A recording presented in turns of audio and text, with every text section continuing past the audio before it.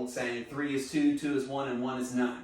One layer of protection could easily be negated and become none. So I like 2 layers of protection.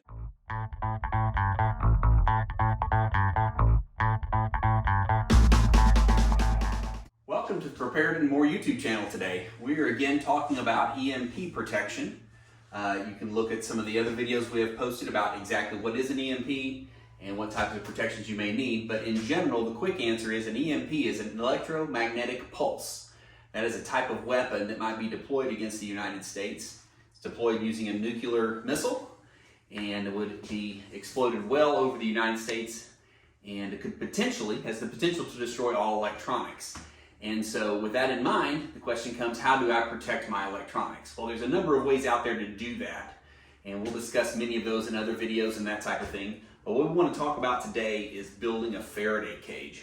Faraday cage is, in this case, a metal container that basically will protect your devices from an EMP and allow you to take them out and use them after an EMP. So common EMPs that people talk about are ammo cans.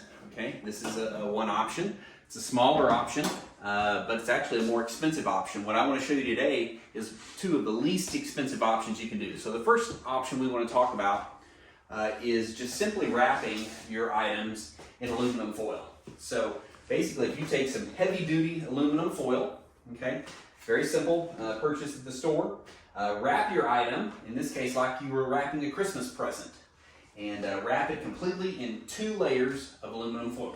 Wrap it once, tape it down, wrap it again, overlapping all those seams and those types of things, and then you will have an effective EMP protection there of a Faraday cage. What I then do is make sure that the foil itself stays intact and is not damaged, also that foil does not touch something else metal, is I wrap it in plastic wrap. Now you can do, the food wrap is basically what this is, but this is a really thick version of food wrap. It's called pallet wrap, and it's made for in warehouses and industrial facilities for wrapping pallets. I get this from uline.com, relatively inexpensive, and it's just pallet wrap that'll roll off there. And again, I just wrap my boxes or my items after I've put the aluminum foil in them. I wrap them multiple times, 6 or 7 or 8 times with this plastic wrap. One thing that I've also done is any of my items that I have stored, like for example, these are motion sensing alarms that are in this box. I've actually taken the instructions out of the box that's in there and taped them to the outside. That way I know exactly what is inside this box.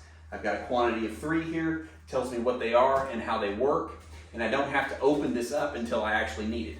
But again, we've got the 2 layers of aluminum foil sealed with tape, just regular wrapping tape that you would use, and then sealed with the plastic wrap. So that will provide you a good amount of Faraday protection, EMP protection there, but I like to double up things.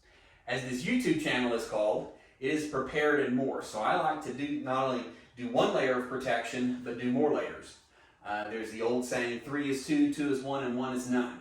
1 layer of protection could easily be negated and become none.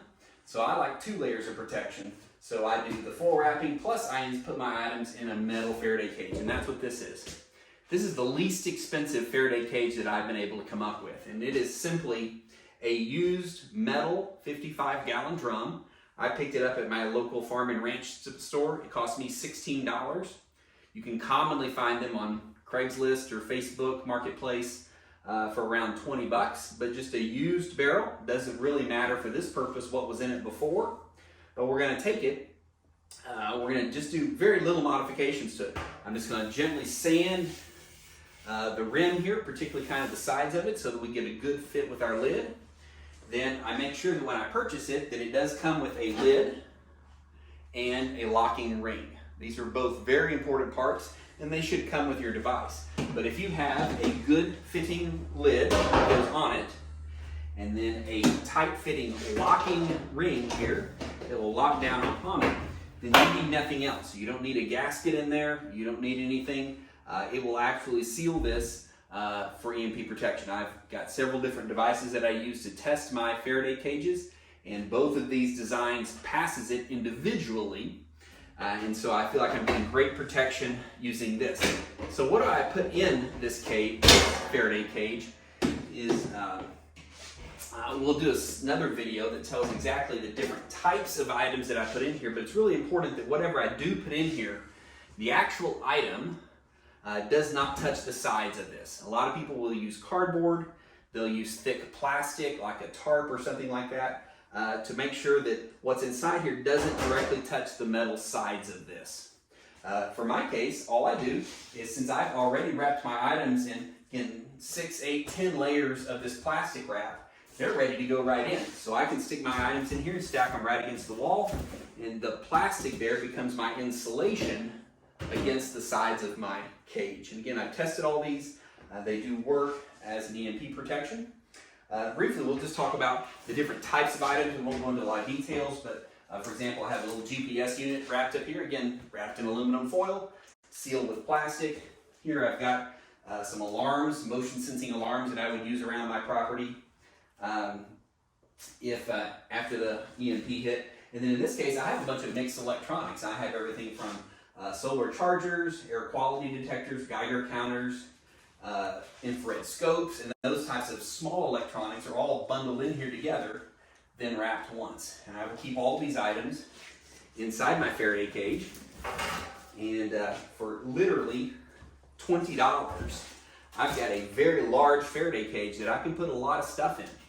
For me, in my Prepared and More stance, I actually have 2 of these that are filled with different electronic devices that I would want to have after it all hits the fan. So the last question we want to talk about here is, when do I take this stuff out? Well, if an EMP was to hit and the electric grid goes down, most of your electronics that were not protected are fried, when do you want to take this out? Well, if an enemy of the United States has hit us with an EMP, they did so strategically, and they know what they're doing.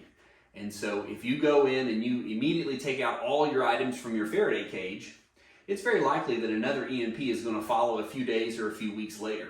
So we certainly don't recommend immediately going in and pulling everything out. What you do is you pull out the things you absolutely need, you use them, and then you put them right back in. And you continue that process pretty much indefinitely. You don't want to take all your stuff out, leave it out, because there's very likely to be follow-up EMPs. The EMP scenario, in my opinion, is one of the more likely scenarios. If someone was ever going to attack the United States, if it was a big player like China or Russia, or even a smaller player like North Korea or Iran, many experts believe they would begin with an EMP launch. It's easier to do than a direct nuclear attack, and it will be absolutely devastating to the United States to be without any electronics. Some of you think, well, that might be great. I don't have to worry about answering my cell phone. But you're also going to be without air conditioning and heating, and farmers are going to be without tractors, and you're not going to have your car. You're not going to have a lot of the daily electronics that you need and that you use. And so this is a way to preserve some of those devices. Well, thanks for tuning in to the Prepared and More YouTube channel. If you would like this video, subscribe to our videos, and check out the links that we've listed below. We'll list some products that we recommend for your prepping needs. And if you have any questions, contact us. We'd be happy to help you. Thanks for watching.